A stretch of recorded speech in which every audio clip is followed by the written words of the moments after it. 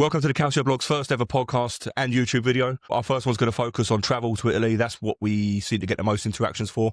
So to that end, I brought in my pal James, who has been probably more than me. Maybe.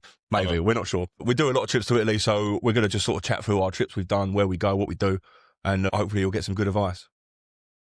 Good morning. So first things first, where have you been?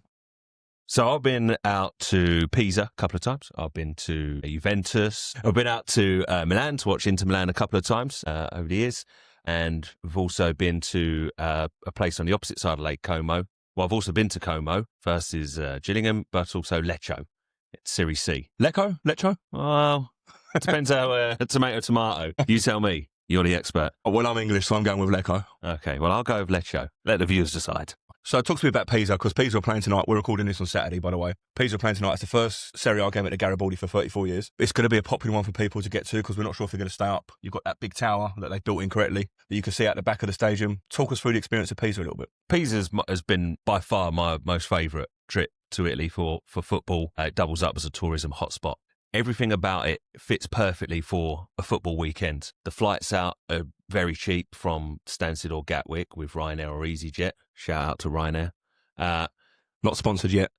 And from the airport to the town itself is so easy. You know, the flights are cheap. You're in town within 10 minutes because there's a door-to-door train from the town to the airport. It's a return ticket, €15. It only has 2 stops, which is the main railway station and a small one for the car park beforehand. From the main station, it's a 10-minute walk, and within 10 minutes, you could be holding up a leaning tower. It's How many people are littered around the tower doing that pose? It's a spectacle. It's amazing. It's amazing. You've got people holding up. You've got people putting their pin on it. You've got people laying down beside it. But it's a stunning place. The walk from the train station into the town's great. It's very cheap to stay. It's cheap to drink. It's cheap to eat. The stadium actually backs on to the Leaning Tower. Is that why it's leaning? Or? Well, I would say just through the velocity of people jumping up and down and fraying limbs might not help with that. We're not structural engineers, by the way. And so to get tickets for Pisa, like a lot of Italian teams, my experience is you have to be a member of the club to get the tickets. I think even more so probably this year. Even more so this year, for sure. I've only ever seen them in Serie B twice in the last couple of years, but to get the tickets, there are two places in town. You need to take your passport with you. The ticket prices have gone up. In fact, the ultras have protested with regards to that. As per every club in Italy right now at the moment. They've got these new owners now who are looking at putting in a new stadium, taken away from the Garibaldi. The Garibaldi is an amazing bowl stadium, old school Italian stadium, standing up the whole way round. There is a seated stand. There's no roof on any of it either, is there? No roof on any of it, so you will get wet. We had the same in Bologna. Luckily, we were there for good weather in Bologna, but I was looking around thinking, it does rain a lot in Italy. You know, we're not in sub-Saharan Africa. You will get wet. You will get wet, and if it's not through rain, it's through beers being thrown. Because as you attest, you can drink in your seat. Yeah, let's touch on that for a little bit because you sort of touched on it a few times. A lot of these trips are lads trips, or girls these days. Drinking in the stadium is allowed. It's actively encouraged in certain sections of the stadium. You mentioned the price of a pint in Pisa. Roughly, what we're looking at? About €4. It's about that. And if you want a spritz in the evening after the game. Pro Spritz or a Hugo Spritz, it's about €6, but everyone like a true does local, it. Yeah. And so the tickets to the stadium are very easy. You know, you go to the club store, which is on the main high street, and take your passport, and the standing tickets were €15. So we should point out as well is that if you're thinking of attending a match in Italy, you will need ID to even attend the match. Driving license is okay. I found certainly at the San Siro. But passport, belt and braces, you would always be okay with a passport. Sorry if I'm squinting a lot, by the way, but the sun has just come above that building there and I can't see a thing. But we're not going to move because we've started now. Continuity experts amongst you will notice if we move. So we're going to crack on with me just with my eyes closed. But yeah, so the whole experience is amazing, right? The people are friendly. There's no issues with you there. In fact, they're very interested that you've come to see their team. Yeah, we should talk about ultras because ultras... I think people hear ultras, they think hooligan. And there is an element of that, of course there is everywhere. The other thing you might think of is that cringy lot down at Palace that don't really do the Ultras name any justice in the UK. But obviously talk to us a bit about the Ultras, because I've done it a few times with Milan. I've got a great story about Parma that I will tell in a bit when I went over there. What's been your experience of Ultras? Nothing but good. They're friendly. They're happy to buy you a pint. The only thing they don't want you to do is they don't want you to film them and stick a camera in front of their face. Absolutely no cameras allowed in their bars. Yeah, 100%. Pretty rule number one. But no matter what happens with the game, whether or not they're winning, losing, they are back in the team the whole game. It's consistent, isn't it? It's consistent. There's the guys at the front that aren't even watching the game; they're watching the crowd. They've got their drum and their megaphone, and they're just constantly, and they're scanning the crowd. If you're there, if you're lucky enough to get in the Ultras section and you're there, don't sit down. And even if you don't know the words because you don't speak Italian, look like you're joining in, because they will call you out if you're not joining in. If you're in the Ultra section, you're an Ultra for the day, so get involved with it. Oh yeah, they'll be pointing you out, and even if you're just jumping along, they appreciate it. Yeah, just shout, make some noise.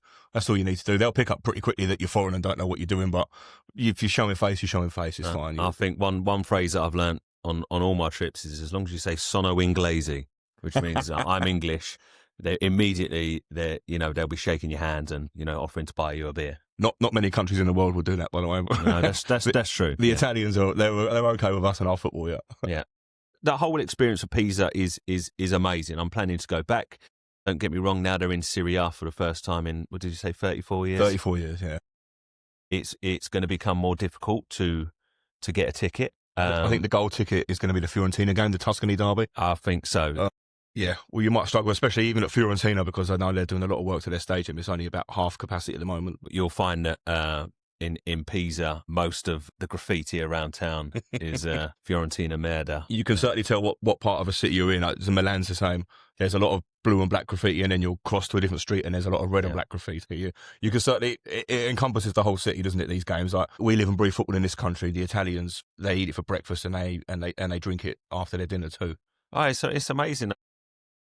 Just to finally wrap up on Pisa there, for a long weekend, if you fly on a Friday and come back on a Sunday, they're really good flight times if you book way in advance. The coastline is 20 minutes away from Pisa. You can go up the coast and get a Frito Misto. Or if you're going with your partner, you're 45 minutes away from Florence. In terms of potentially going with a partner, or if you're going with your friends, you've got chances of speaking about backdooring a trip. So telling your partner she's going to Florence for the weekend, and there's a game going on down the road. Like, I've got us tickets. We've all done it. Yeah, I took my missus to the Derby d'Italia last season, to Milan against Juventus, Forza Inter. And she did nothing but complain the whole way through it. So taking her to the San Siro, one of the world's most iconic stadiums, two of the world's biggest football teams. They drew 4-4 in the game as well. And apparently it was boring. So she's never been back since, and she won't be invited back. Well, there we are then. There you go. There's top tip. Yeah, I mean, one of the things I've mentioned earlier about the Ultras, and I talked about Parma. I've got to say this story. When it was in April, I went over to Parma. We're staying in Bologna. We're doing a long weekend. So Parma on the Saturday against Inter, Bologna on the Monday against Napoli, and then some Serie D football in Florence on the Sunday, which I'll touch on again later. But we basically try and pre-book the tickets. You normally get them online. Most of the clubs use Viva Ticket, etc. Parma hadn't sold out all season, so I thought there's no chance it's selling out. I'll get in easy. But it's a title run in there, fighting to stay in the league. It's gone immediately. I don't think it even went to general sale. But we're in Bologna anyway. It's 25 minutes to Parma by the train. Beautiful. So I said to my daughter Isabel, I said, would we just head down there? We must be able to get a ticket down there on the day.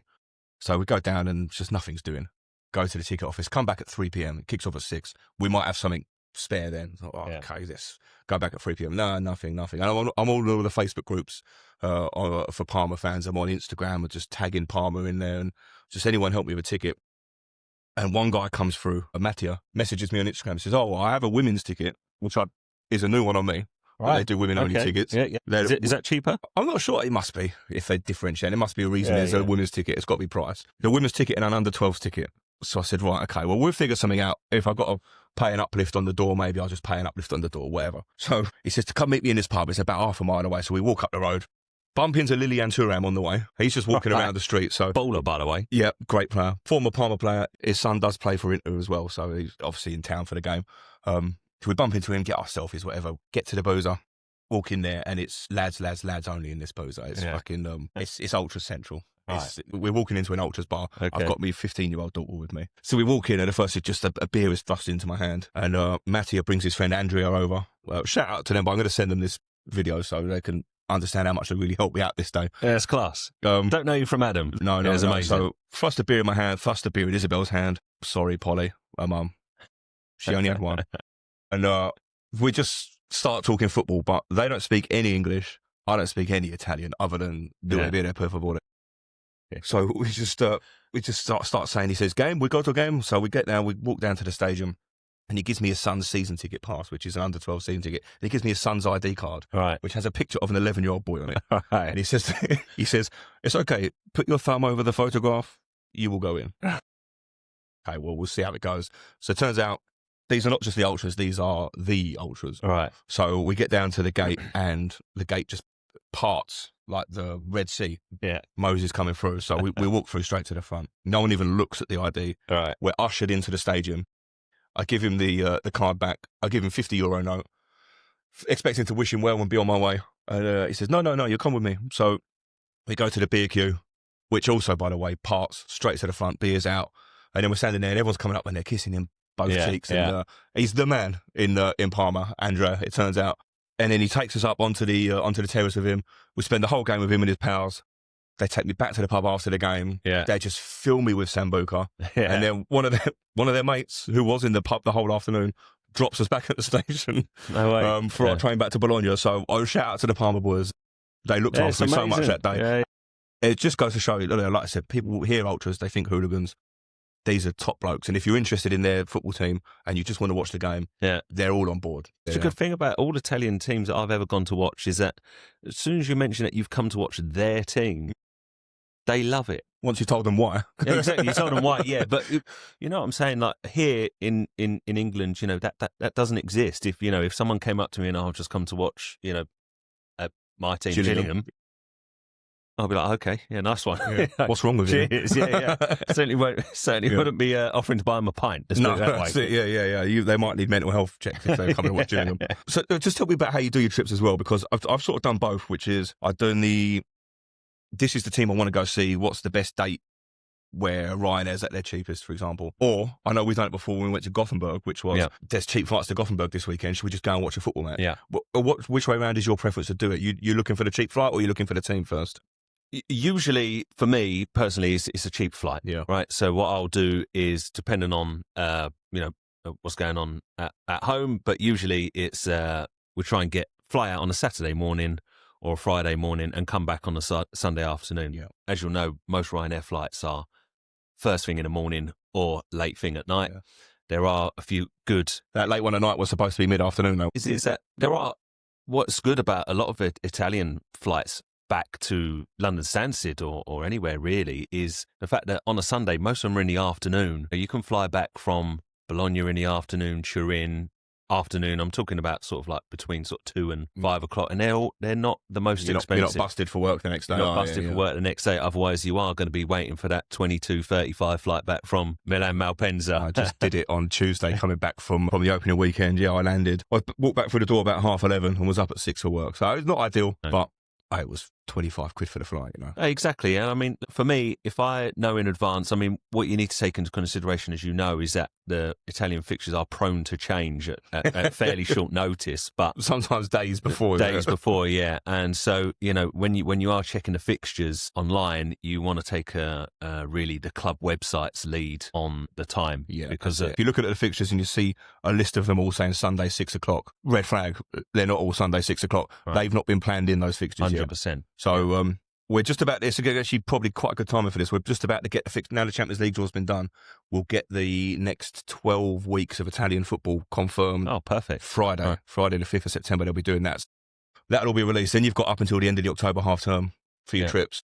And if you look far ahead, like for me, I'll look for like a Friday or a Saturday morning, come back on a Sunday, get the flight in. Now, once your flight's in, you're talking probably under £80 maximum really for a return flight. For me personally, I use an app called Footballogy. It's a paid app.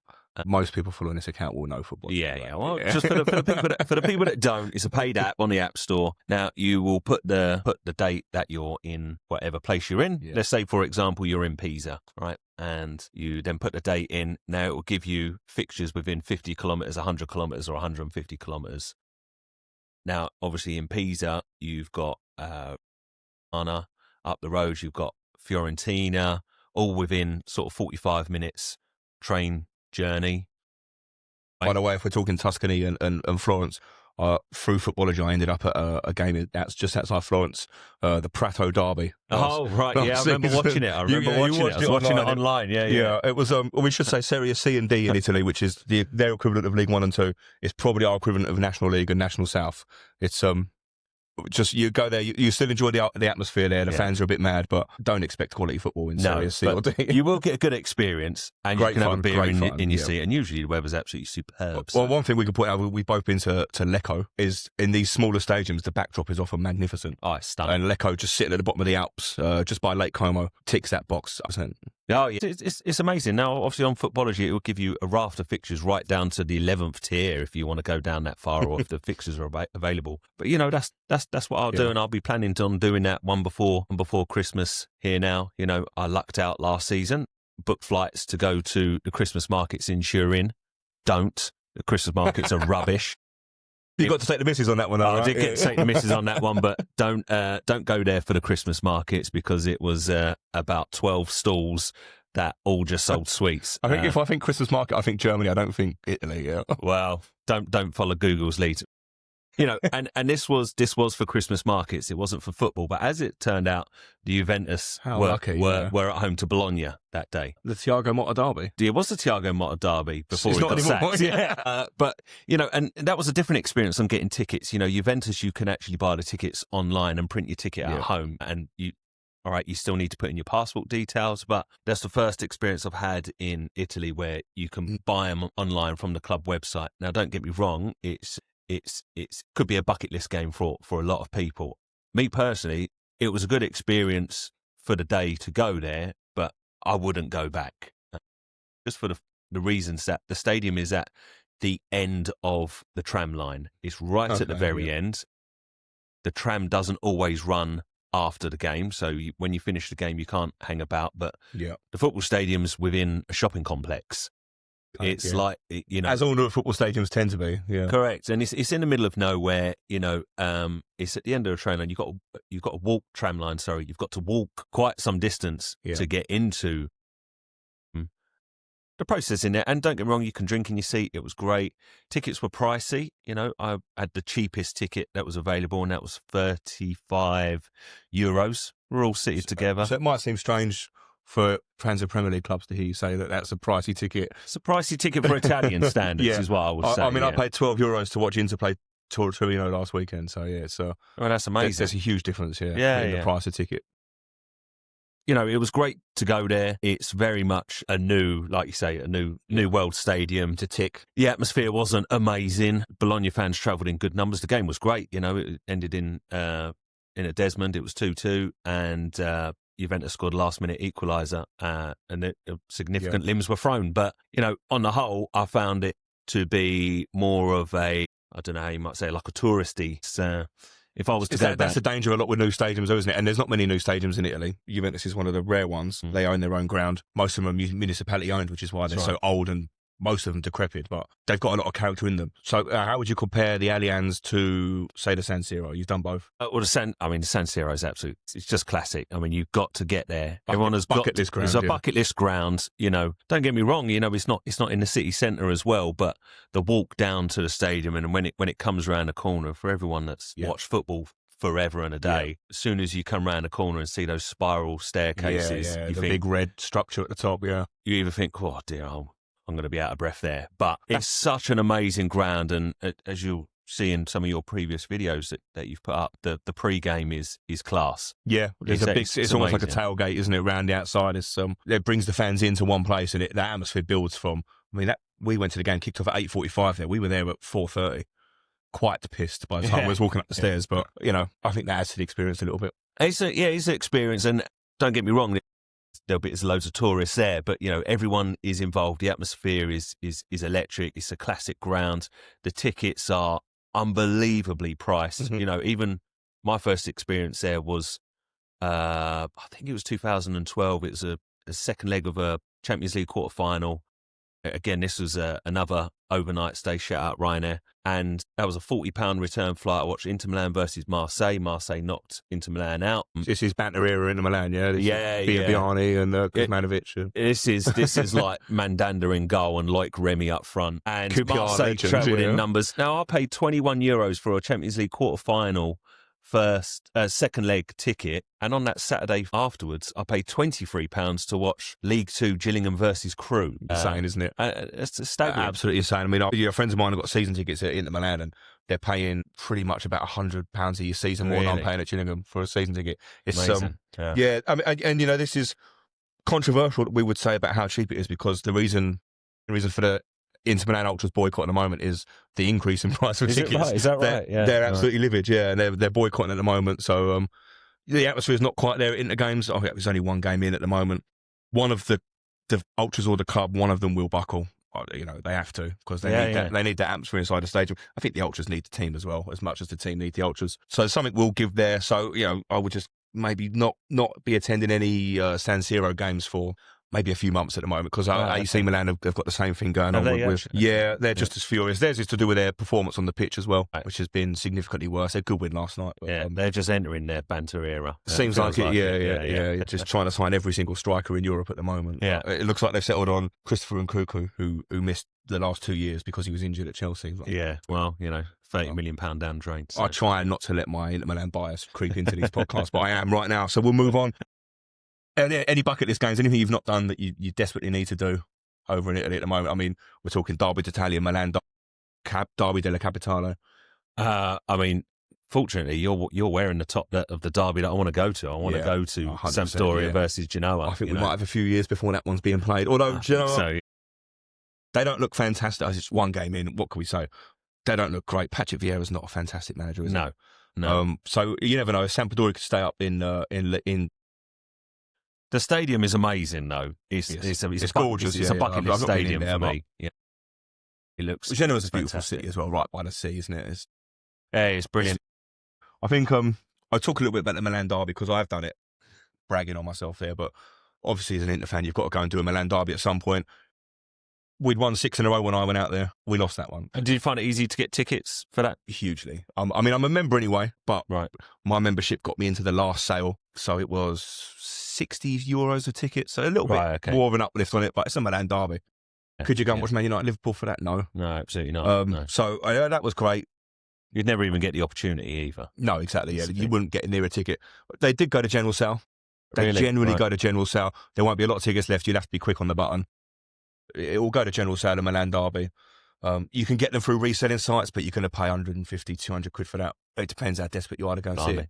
Just be aware it's a mixed stadium for the derby. So you have each ultra section are allowed their own ultra sections. So at home, Milan won't be in the away end. That's the normal away end. They'll be in their ultra section that they normally have on a home match day. The rest of the stadium will be mixed. There will be families there that are support both teams. I was next to 2 great lads that were Milan fans. Good banter with them throughout the game. But then when Milan scored the last minute winner, he was up and celebrating. And I thought, he would be last minute winner in the derby. I'll let him have it. And then he immediately turned around to shake my hand and commiserate with me. Well, he nearly got a whack, but I remember that I'm in Italy and not England, so I thought I'd just calm down a bit. But I was quite vexed. I didn't want to be that Brit abroad. The derby d'Italia as well. I went to Inter v Juve. That's the Man United Liverpool. Really, they're not in the same city, but they're the 2 most successful teams in the country. So they've got this big derby. So that was fantastic. That was €100 a ticket. That was quite expensive. But for a bucket list game, though. 100%. Yeah, it was 4-4. I got my value for money out of that. Exactly. Yeah.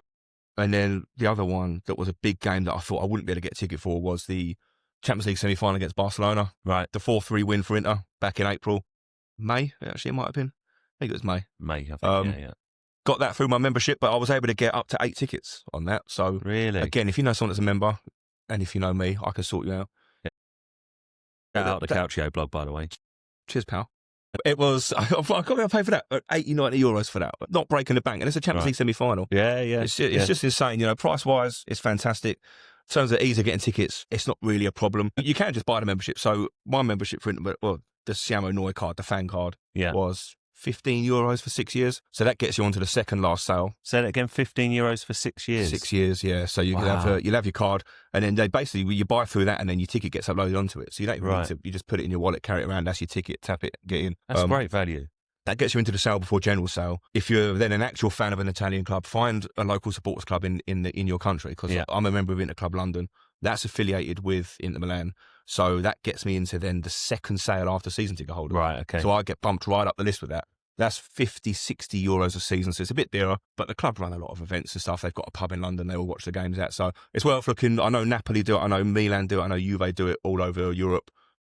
If you support one, I think the Napoli one's in Notting Hill is an Italian restaurant. Yeah, and I believe the Milan one is very close. So Inter is in Islington. I think Milan is also in Islington. Right, okay. They also have there's Roma as well, sorry. They also have a seven-a-side football league in London that they play in. Okay. And I played a couple of those games. You played in that, I played a couple of games, and they're a bit tasty. They're a little bit tasty. It's as an Englishman playing in these games, it's insane, because when you watch, say, England play Italy, like in the women's Euros or whatever, and you say, the Italians are spending so much time on the floor. Yeah, they do it. Even amateur football, seven-a-side on a Tuesday night, they're spending so much time on the floor. They go to the ground so easy. Yeah. It's insane. I think the point we're trying to get across is it's a piece of piss to get out to these games. It's so easy. Yeah. It's so easy. And, even if your main game that you're going to changes date, there's always a secondary fixture. And, one thing to also note is that train travel is dirt cheap. Yeah, we should touch on that. Yeah. So cheap to get about. For me to go from Pisa up to Reggiana is €2.70. And it's a 25-minute train ride. And it's lovely train, double-decker train, fully air conditioned, which is important. We were there last week, and we travelled from Bergamo to Milan. It's about a 45-minute journey, 50 minutes, €6. That's amazing. It was 35 degrees that day. Beautiful on that train. I didn't want it to end, actually. Yeah. And you can get about so easy. It run on time, which not everything in Italy does. Me and you, we went from two different destinations. I went from Malpensa up to Lake Como. We went from Bergamo, and you went from Bergamo. From Malpensa, it was one change on the train, and it was less than €15 for an hour and a half train journey. It's insane. Two different trains. It takes you straight into Lake Como. We don't get political, but one of the reasons for that is because the Italian train companies own the UK train. A lot of the franchises here. I believe we are subsidising that with our train prices here. So more excuse to go to Italy. That's it. Yeah. Go and get your money back in Italy. I think the only expensive train journey I've ever found was when we were in Bologna in April, when we went down to Florence. Normally, just pay on the day on these trains, but as I found out to my cost, if you're travelling between two regions, so we were going from Reggio Emilia Romagna, down into Tuscany, that was about €110. Oh, I see. But I was told at the station, boundary lines. Yeah, I was told at the station, if I'd done this 2 weeks earlier, I would have been paying €15-20 for it. So it's if you're planning on crossing a boundary, book it early. Yeah. But the train travel couldn't be easier. Everyone in the station speaks English. Yeah. The machines, like any machine, it's a lot of people's first day on earth, apparently, when they're trying to use them. Top tip, you must get your ticket validated. Don't get on a train without getting it stamped through that machine, because they will fine you. They will fine you no matter if you're a tourist or not. Ignorance is not an excuse in Italy, no. Get it stamped. But you can drink on board. So you can drink on board, yeah. Just watch out for the sunflower seeds. They're not a treat. They're not a treat. One of the things, actually, if you buy a ticket online, you don't need to validate it. Yeah, well, a Trenord anyway, which is the company up in Lombardy, that you don't have to validate them if you buy it online. Okay. But I believe at the station, look, if go to the station and ask someone, they'll talk you through it. They'll make sure you do it properly. Yeah. I don't think there's a lot else to say, really, on this edition. If you've got any other advice, go to the club shop and get a scarf everywhere you go, obviously. Or buy a scarf outside the ground from one of the many ultras ran club unofficial club this is stalls. Actually just one final thing, really, when we talk about ultras. Take cash into the stadium, because if you're getting into the ultra section, a lot of them will be selling their merch. It's normally a lot nicer than the club merch. Correct. There'll be hoodies, bucket hats, T-shirts, all with the ultras logos on it. It just looks 100%. a little bit cooler. Yeah, they only take cash, obviously. Yeah. No, cash is king. Just like Ryanair. But that's a good place to end. So thanks for your time, mate.